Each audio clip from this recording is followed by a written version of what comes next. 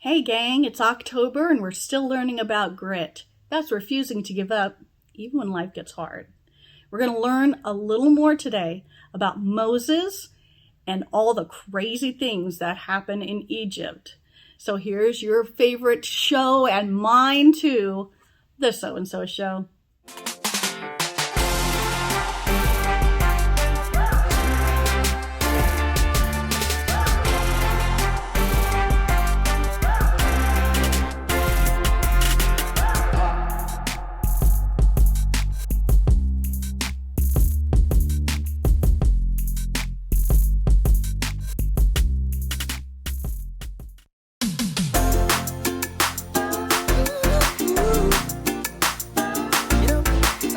Gets hard. That doesn't mean we should give up. When the going gets tough and I wanna give up, I will trust in you. 'Cause you're always gonna lead, always gonna lead, always gonna lead me through. When I'm feeling overwhelmed and almost wanna quit, I will not give in. 'Cause you're giving me strength, the strength to start again. Singing, everybody.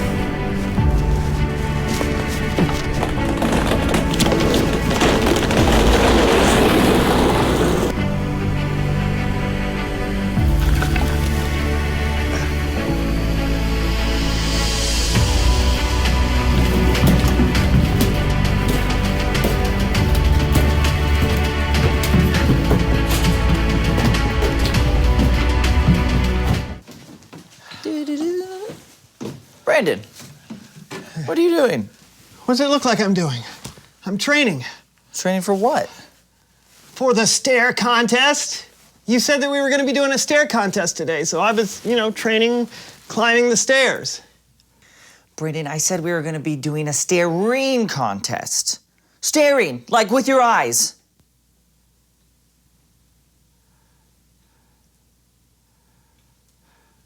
Yeah, that makes more sense.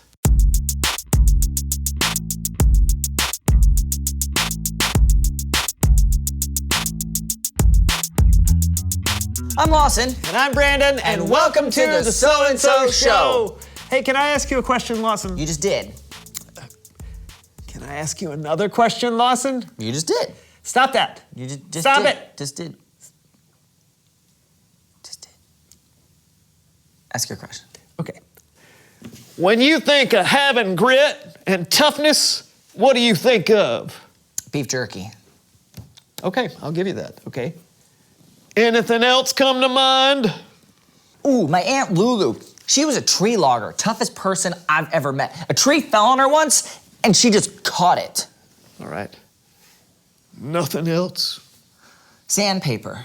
Cowboys. Oh yeah, cowboys. That's what I meant to say right after, like, my Aunt Lulu, and then there's beef jerky, and then I was gonna say cowboys, and then a little bit after that, there's sandpaper. Great. Please welcome someone who knows stuff.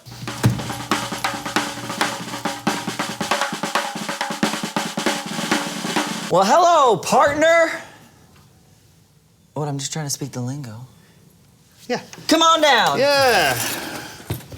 Please tell us who you are and what you know. Well, my name is Duke Canyon, and I'm a professional cowboy.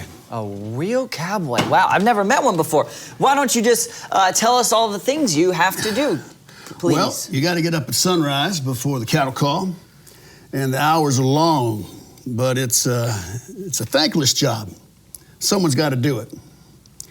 We may be in the background, but we are important. You know what I mean. Yeah, I know what you mean. It's true. What would we do without you? You guys help create some of my most favorite things: burgers, steaks, beef jerky. Well, how many other cowboys do you usually work with? Well, it depends on what we're doing. If we're in a cattle ride, could be 30 or 40 of us. If we're in a fight, might be 3 or 4 of us, or maybe 30. A fight? Yeah. Well, heck, we could be pushed off a cliff, pushed over a wagon, dragged through a river, or even dragged behind a horse. It's all part of the job. What? Yeah. Last year, I was over 50 fights. Yeah.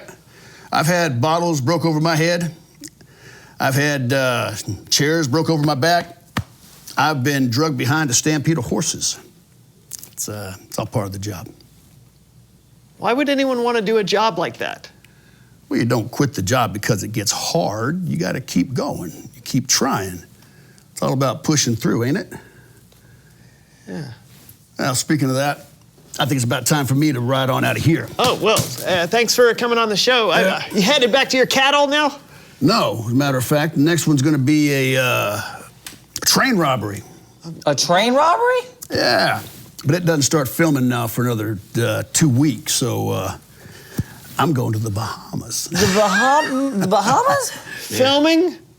Yeah, I didn't tell you? Yeah. I'm an extra and a stuntman in Westerns for film and television. Yeah. I didn't mention that. No. An extra? Yeah. So you mean all the fighting, all the bottle breaking, the cliff throwing, and the train robbing was only in the background of a television show? Only? Now, hold on a mo. I'll have you both know that I've had me skull crocked, I've had me ribs broken, and I've had me teeth knocked out. And let me tell you, it's more than a few quid to get those punched back in, too. Oh, sorry. I didn't know what a quid is. I'm sorry. That's all right. It's probably the most dangerous job I know, but I wouldn't trade it for anything. Well, adios, partners. Yeah, sure. Adios. Adios. Adios. And thanks again. Bye, partner. What just happened? I don't know if I'm disappointed or if I should chase after him for an autograph. Same. It's Bible story time with Kellen.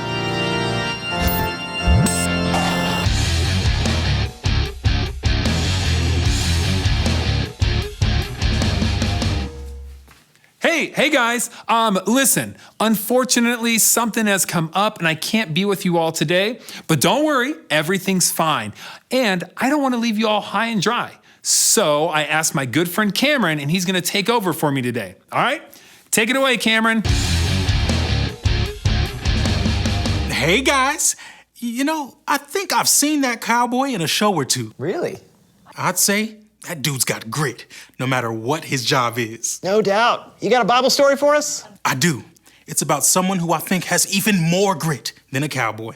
Oh, and I'm gonna need your help for this story. No problem. It's time for Human Head Puppet Theater.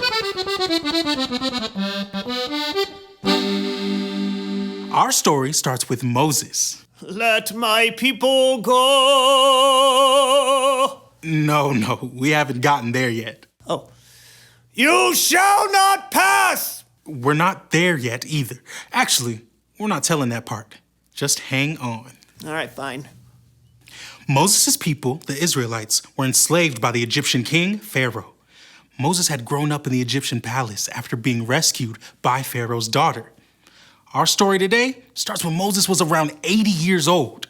He had long since left Egypt and was living way out in the middle of nowhere.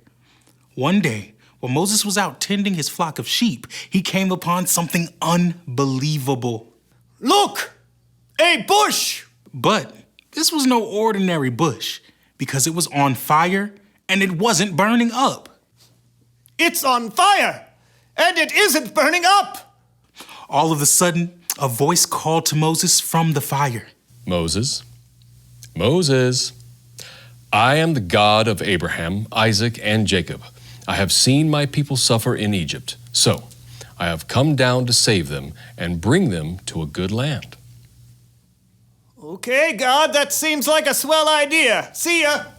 I am sending you to Pharaoh to bring the Israelites out of Egypt. Whoa. Me? But what if no one believes that you sent me? Throw your staff on the ground. Right?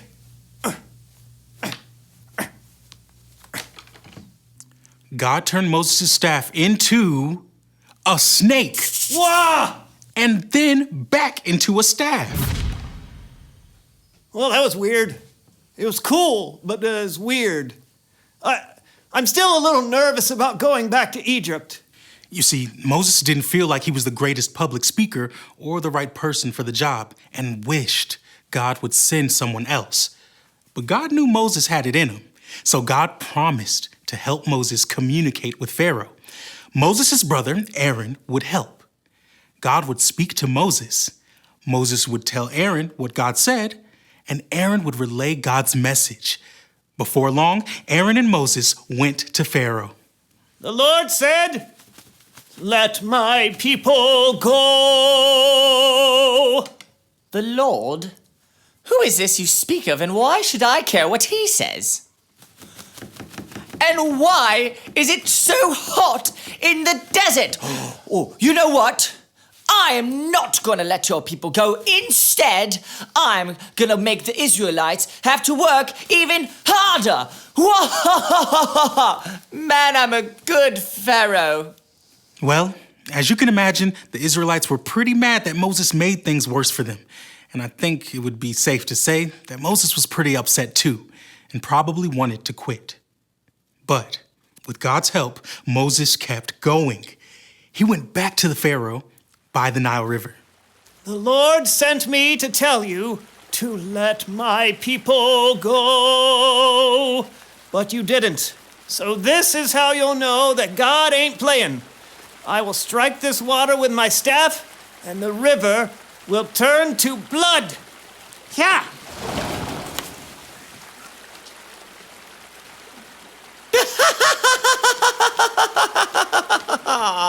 Nice try. Even David Copperstream could do that. The Israelites are going nowhere. Pharaoh was stubborn, but Moses kept going. He went to Pharaoh again and again, and Pharaoh continued to deny the Israelites freedom. God is gonna send frogs. Frogs? No deal. I love frog legs. They taste like chicken. Now God's gonna send gnats and flies. Ah. Come on, you can do better than that. What do you think bug spray's for?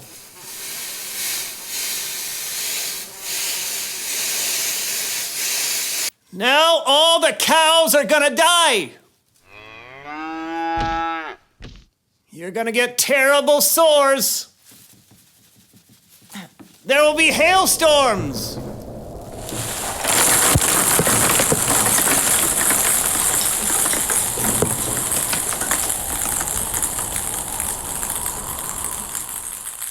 And locusts will eat all your crops.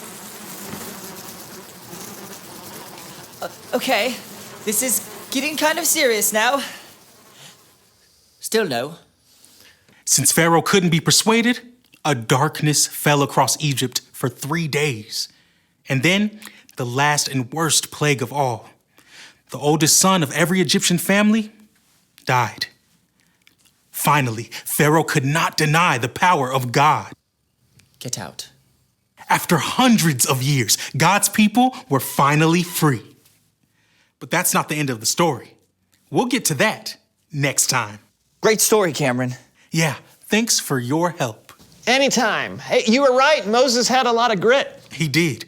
He kept going when things got tough, and God was with him the whole time, helping Moses know what to do and say. I guess like Moses, when we go through hard times, And we will. we just have to remember that God can help lead us through. So we shouldn't give up. Exactly. Sounds like you got it.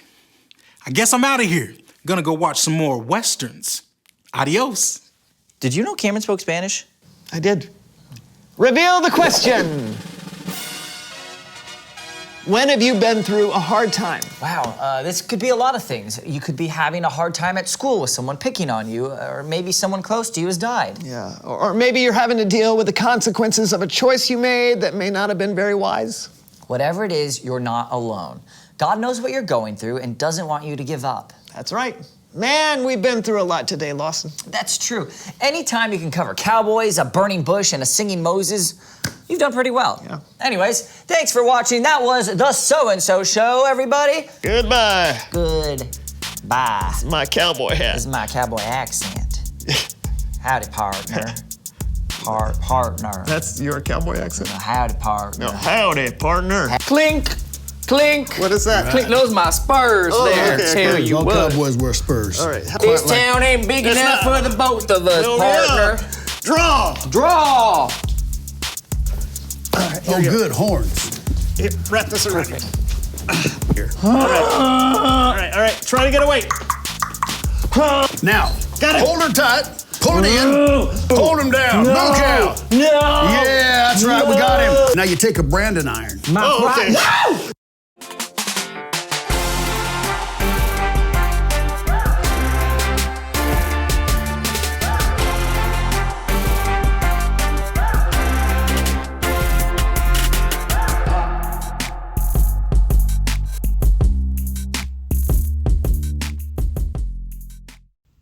So how was that? That was a lot going on in Egypt. I mean, I tell you, when God says, let my people go, he means it. Whoa. But you know that even when something is hard, doesn't mean you need to quit. You just got to push through it. Because you know God's there. And you know he's watching you. And you know he's with you. So the big question at the end there is the same. When have you been through a hard time? And what did you do? Did you call on God? I would. I'd call him on. Help me through this. I'll see you guys next week. Bye.